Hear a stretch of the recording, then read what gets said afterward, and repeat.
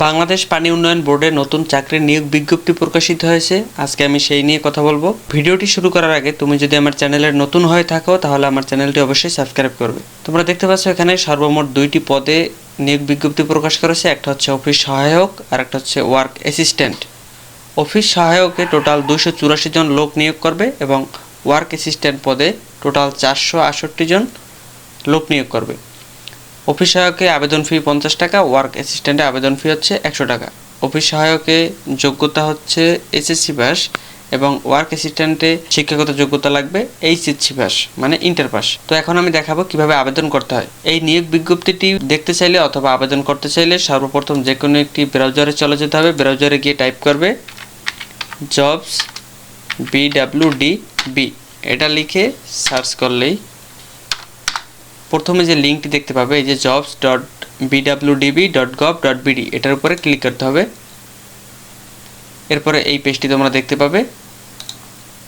এখানে সর্বপ্রথম কাজ হচ্ছে তোমাদের একটা অ্যাকাউন্ট রেজিস্ট্রেশন করা। এই জন্য তোমরা এই কর্নারে রেজিস্ট্রেশন বাটনে ক্লিক করবে। এই ঘরে তোমার নাম বসাবে, এই ঘরে ইমেল দিবে, এই ঘরে তোমার মোবাইল নম্বর দিবে আর এই ঘরে একটা পাসওয়ার্ড দিবে, যে পাসওয়ার্ডটা তোমার পরবর্তীতে দরকার পড়বে এই অ্যাকাউন্টে লগ ইন করার জন্য।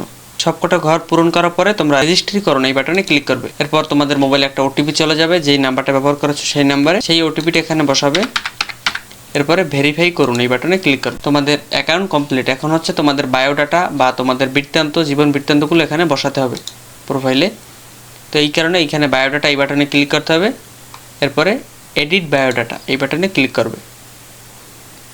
এইখানে তোমার নাম ইংরেজিতে, এইখানে তোমার নাম বাংলায়, এখানে পিতার নাম ইংরেজিতে, পিতার নাম বাংলায়, এখানে মায়ের নাম ইংরেজিতে, মায়ের নাম বাংলায়, এই ঘরে তোমার জন্ম তারিখ, এই ঘরে ন্যাশনালিটি মানে জাতীয়তা, এই ঘরে তোমার ধর্ম, এই ঘরে জেন্ডার মেল নাকি ফিমেল মানে পুরুষ নাকি মহিলা, এই ঘরে এনআইডি থাকলে ইএস দিয়ে এই নিচে বসাতে হবে।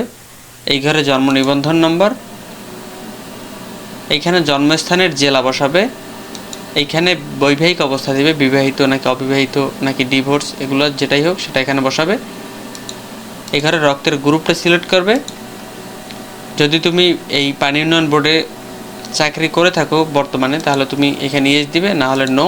যদি চাকরি করে থাকো ইয়েস হয় যদি এটা, তাহলে এই ঘরের নিচে তোমার এমপ্লয়ের আইডি দিতে হবে। আর যদি নো হয় তাহলে কিছুই দেওয়ার দরকার নাই। এই ঘরে তোমার ইমেলটা দিবে। এই ঘরে তোমার স্থায়ী ঠিকানা বসাবে, পার্মানেন্ট অ্যাড্রেস, এখানে জেলা, উপজেলা, ইউনিয়নটা দিবে, এখানে পোস্ট কোড, ডাকঘরের নাম, তোমার গ্রামের নাম, তোমার বাসা বা তোমার রাস্তা বা সড়কের নাম। এইখানে হচ্ছে তোমার প্রেজেন্ট অ্যাড্রেস মানে বর্তমান ঠিকানা। যদি পার্মানেন্ট অ্যাড্রেস আর বর্তমান অ্যাড্রেস একই হয় তাহলে এই পার্মানেন্ট অ্যাড্রেস ফিল আপ করার পরে এই ঘরে শুধুমাত্র একটা টিক দিয়ে দেবে।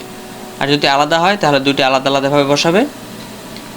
এরপরে এইখানে তোমার এডুকেশনাল কোয়ালিফিকেশন দিতে হবে। এসএসসি পাস এটা দেওয়ার জন্য প্রথমে এই ঘরে টিকমার্ক দিতে হবে।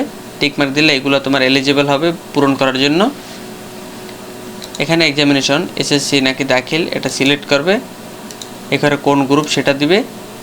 এখানে বোর্ড, কোন বোর্ড থেকে পরীক্ষা দিয়েছো, এখানে তোমার প্রতিষ্ঠান বা স্কুলের নাম, এখানে কত সালে পরীক্ষা দিয়েছো সেই সালটা, এখানে রোল নম্বর পরীক্ষার, এখানে রেজাল্টটা কোন ধরনের, তোমার ফার্স্ট ক্লাস সেকেন্ড ক্লাস এগুলো নাকি জিপিএ হলে এখানে জিপিএ সিলেক্ট করবে এবং জিপিএটা কত, তোমার যেটাই হোক পয়েন্ট সেটা এখানে বসাবে। আর এখান থেকে আউট অফ 5 মানে 5 পয়েন্টের মধ্যে তুমি কত পয়েন্ট পেয়েছো।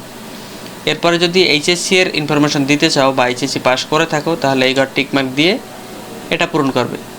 যদি কোনো ডিপ্লোমা করে থাকো তাহলে এই ঘরে টিকমার্ক দিয়ে ডিপ্লোমার ইনফরমেশন এখানে দিতে হবে। যদি না করে থাকো তাহলে এটা টিক দিবেন অবশ্যই।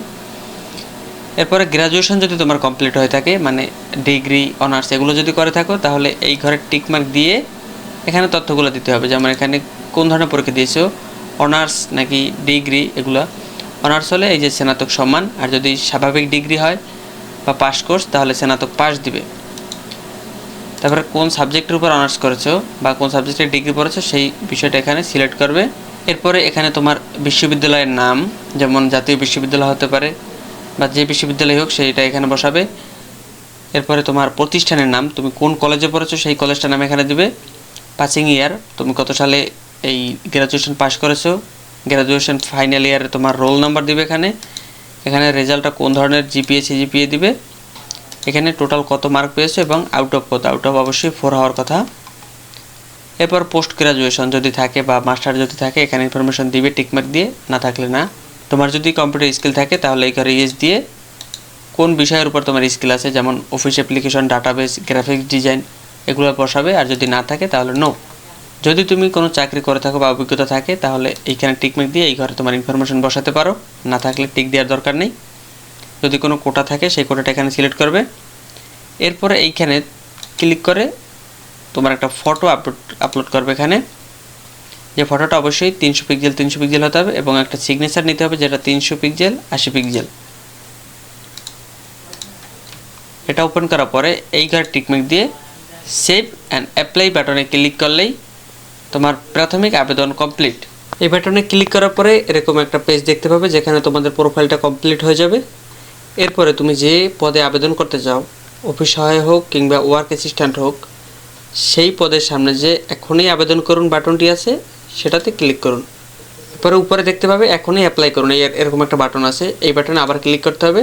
এরপরে তোমাদের আবেদন কমপ্লিট। এখন হচ্ছে পেমেন্ট করতে হবে। এরকম একটা স্ক্রিন আসবে যেখানে নিচে লেখা থাকবে পে অনলাইন এবং অ্যামাউন্ট হচ্ছে 50। আমি যে পদে আবেদন করেছি সেই পদে 50 টাকা পে করতে হবে, এই জন্য আমি পে অনলাইনে ক্লিক করলাম, পে নাও। এরপরে আমি যেটার মাধ্যমে পেমেন্ট করতে চাই সেটা হোক রকেট, বিকাশ, নগদ, যেটাই হোক সেটাতে ক্লিক করতে হবে। আমি ট্যাপের মাধ্যমে পেমেন্ট করবো, এই জন্য ট্যাপে ক্লিক করলাম। এরপরে পে নাও। এরপরে এরকম একটা পেজ আসবে, ক্লিক টু পে, এটার উপরে ক্লিক করব। এখানে ট্যাপের অ্যাকাউন্ট নাম্বারটা দিব আমি, এখানে পিনটা দিতে হবে। এরপরে সেন্ড অথরাইজেশন কোড। আচ্ছা, এখানে বলছে যে নাম্বারের আগে 88 দিতে হবে।